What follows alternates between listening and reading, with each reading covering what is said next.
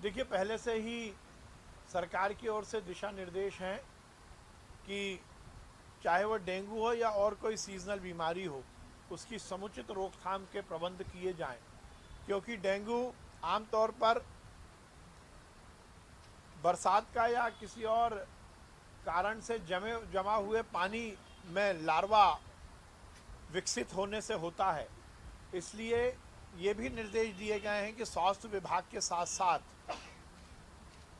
नगरीय निकाय विभाग और ग्रामीण विकास विभाग भी ये सुनिश्चित करे कि इस तरह का लार्वा कहीं डेवलप ना हो, और ये सुनिश्चित हो कि हर तरह के रोकथाम के इलाज भी हो, रोकथाम के प्रयास भी हो, जन जागरण भी हो और इलाज के भी समुचित इंतजाम किए जाएं।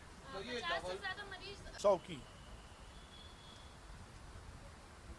अब हम ये सुनिश्चित करेंगे कि हर साल धनतेरस का पर्व हमारे मेडिकल कॉलेज में उत्साह के साथ मनाकर हम हमारे जो युवा छात्र हैं वो हमारी संस्कृति से भी जुड़े, और जब वो लोगों का इलाज करें, मरीजों का इलाज करें, तो पूरी तन्मयता के साथ भगवान धन्वंतरी के आशीर्वाद से करें। 22 तारीख को धनतेरस है। धनतेरस के दिन सभी मेडिकल कॉलेजेस में हम उत्साह के साथ बड़े स्तर पर धनतेरस का पर्व मनाएंगे, भगवान धन्वंतरी की पूजा करेंगे और उनसे आशीर्वाद लेंगे।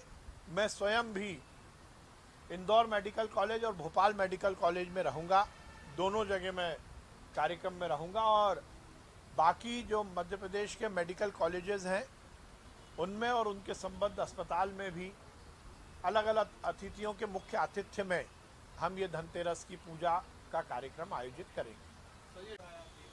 देखिए, अच्छी बात है। देखिए, बोलचाल की भाषा में या समझने की भाषा में यदि कोई व्यवस्था आगे बढ़ती है तो उसका निश्चित रूप से फायदा मिलता है।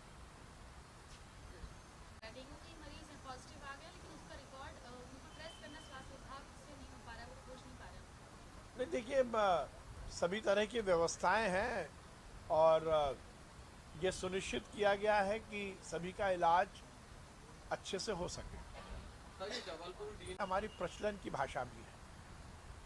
दुनिया के बहुत सारे देशों में, खासकर जो विकसित देश हैं, उसमें किसी मरीज को यदि पर्चा लिखा जाता है दवाई का, तो ये सुनिश्चित किया जाता है कि वो पूरी तरह से उस पर्चे को समझ सके।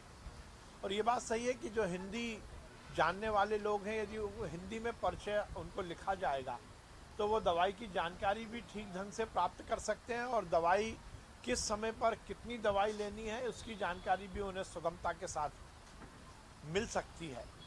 जो फार्मासिस्ट हैं, जो दवाई विक्रेता हैं, उनको भी हिंदी में पर्चे के माध्यम से दवाई देने में सुगमता होगी। जो डॉक्टर्स ये काम कर रहे हैं, मैं उन्हें साधुवाद देता हूँ। कांग्रेस में कल राष्ट्रीय देखिए, कांग्रेस का चुनाव तो दिखावा है। राहुल गांधी घूम रहे हैं, फिर रहे हैं। मुझे पहला चुनाव दिखा कि वोटर के हिसाब से पोलिंग बूथ बना हो। राहुल गांधी तो वोटर ही थे ना, तो वोटर के हिसाब से पोलिंग बूथ बन रहा, और उसके पीछे क्या लिखा है? भारत जोड़ो यात्रा। क्यों लिखा हुआ है? वो तो कांग्रेस के अध्यक्ष पद का चुनाव था, वो तो कांग्रेस के अध्यक्ष पद के चुनाव की वोटिंग थी। उस पोलिंग बूथ पर यदि ये बहुत निष्पक्षता की बात कर रहे हैं, ये नाटक नोटंकी कर रहे हैं, एजेंट भी बनेगा और एजेंट नहीं भी बनेगा, और कोई जो प्रभारी है वो उस जगह वोट नहीं दे पाएगा, और जिस निष्पक्षता की ऐलान करके ये कांग्रेस अध्यक्ष के चुनाव कराए जा रहे थे, तो फिर राहुल गांधी के लिए अलग से पोलिंग बूथ क्यों बना? मुझे आश्चर्य हो रहा है कांग्रेस पर और कांग्रेस के इस अध्यक्ष पद के चुनाव पर। परंतु खड़गे जी ने पहले ही कहा है कि जो व्यक्ति बलि देने को तैयार है, जो बलि का बकरा बनेगा, वही कांग्रेस का अध्यक्ष बनेगा। तो अब ये बात ध्यान रखना चाहिए कि कांग्रेस के साम्राज्य में कांग्रेस अध्यक्ष पद का नाम बलि का बकरा करना चाहिए, और जो बलि का बकरा बनेगा वही कांग्रेस का अध्यक्ष बनेगा। भगवान धन्वंतरी की पूजा से हम अपने स्वास्थ्य और दूसरों के स्वास्थ्य की कामना करते हैं, स्वस्थ स्वास्थ्य की कामना करते हैं। इस बार हमने मध्य प्रदेश के मेडिकल एजुकेशन डिपार्टमेंट की ओर से ये निर्णय लिया है कि धनतेरस पर हम मध्य प्रदेश के सभी मेडिकल कॉलेज में भगवान धन्वंतरी की पूजा का कार्यक्रम रखेंगे और हमारे सभी मेडिकल छात्र, हमारे सभी डॉक्टर्स और अस्पताल में जो मरीज हैं उनके परिजन मिलकर धन्वंतरी भगवान की पूजा करेंगे और धन्वंतरी भगवान से ये प्रार्थना करेंगे कि मध्य प्रदेश के सभी लोग स्वस्थ रहें। हिंदू मान्यताओं के हिसाब से धन्वंतरी भगवान विष्णु भगवान का ही अवतार है और धन्वंतरी भगवान की पूजा स्वास्थ्य लाभ के लिए ही की जाती है। इस कार्यक्रम के आयोजन के पीछे का उद्देश्य हमारा यही है कि हम मध्य प्रदेश को स्वस्थ मध्य प्रदेश बनाएं।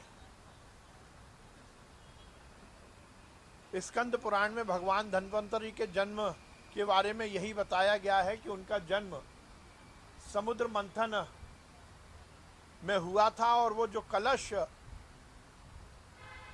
लेकर आए थे उसमें अमृत था और वो स्वास्थ्य वर्धक था।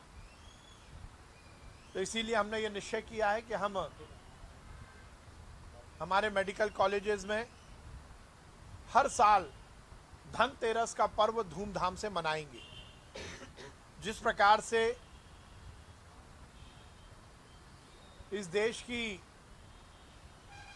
आज़ादी की लड़ाई में युवाओं को जोड़ने के लिए एक परंपरा शुरू हुई गणपति उत्सव की, अब हम ये सुनिश्चित करेंगे कि हर साल धनतेरस का पर्व हमारे मेडिकल कॉलेज में उत्साह के साथ मनाकर हम हमारे जो इससे क्या होगा, मतलब आप ट्रांसलेट करें तो थोड़ा पर्यायवाची ढूंढे, शुद्ध हिंदी होना चाहिए, उनका कहना है ये दिखावा ज़्यादा कर रहे हैं, ऐसा आरोप है। अब देखिए किसने क्या कहा मैं उस पर तो टिप्पणी नहीं करूंगा, पर यह बात सही है कि अल्प ज्ञान इस तरह के वक्तव्य में झलकता है। जो भी कांग्रेस के नेता इस तरह की टिप्पणी कर रहे हैं उनके ज्ञान चक्षु खोलने की बहुत आवश्यकता है। दुनिया में किसी भी देश में जहां पर अपनी मातृभाषा में मेडिकल की पढ़ाई होती है वहां भी जो टेक्निकल शब्द होते हैं वो उसी भाषा में होते हैं जो प्रचलन में है और यही शायद सबसे व्यवहारिक पक्ष है। मुद्दा हिंदी और इंग्लिश का नहीं है, मुद्दा समझने का है। मुद्दा इस बात का है कि जो हमारी भाषा है जिसमें हमारी समझ, हमारी लर्निंग बढ़ सकती है, वही भाषा का उपयोग होना चाहिए। और कांग्रेस के नेता इतनी बड़ी बातें कर रहे हैं तो वो अपनी पूर्व कांग्रेस के सरकारों से पूछ लेते ना। 1947 के बाद तो इस देश में कांग्रेस की सरकार थी, पर अंग्रेजियत का जामा पहने हुए नेहरू जी ने इस बात का कभी कोशिश नहीं की कि इस देश में मातृभाषा को प्रमोट किया जाए, क्योंकि नेहरू जी और नेहरू परिवार हर समय से अंग्रेजियत और अंग्रेजी मानसिकता से ग्रसित रहा है। इसीलिए उन्होंने कभी भी इस बात का प्रयास नहीं किया और हमने प्रयास किया तो अब टंगड़ी अड़ाने की कोशिश कर रहे हैं। पर ध्यान रखिए, इस तरह से विवाद खड़ा करने से कोई फर्क पड़ेगा नहीं। जो हमने प्रयास किया उसको पूरे देश में शिरोधार्य किया है। मुझे प्रसन्नता है कि 16 अक्टूबर के बाद आज 18 अक्टूबर तक जितने फ़ोन इस विषय में मेरे को बधाई के लिए आए, शायद किसी और विषय पर नहीं आए। दिन में 100-150 लोग रोज मुझे फ़ोन कर रहे हैं देश के अलग अलग स्थानों से। बल्कि मैं आपको व्हाट्सएप मैसेज बताऊंगा, अमेरिका से मेरे पास मैसेज आया है। अमेरिका में बैठे हुए एक कोई मिस्टर खंडेलवाल है, उन्होंने मुझे वहाँ से व्हाट्सएप मैसेज किया है कि ये बहुत दूरगामी परिणाम देगा और हम बहुत बधाई देते हैं। तो हिंदी में मेडिकल की पढ़ाई ये देश में के भविष्य के सुनहरे भविष्य के निर्धारण में बहुत बड़ी भूमिका का निर्वहन करेगी। ऐसे लोग बोलते रहें, उससे बहुत फर्क पड़ता नहीं है।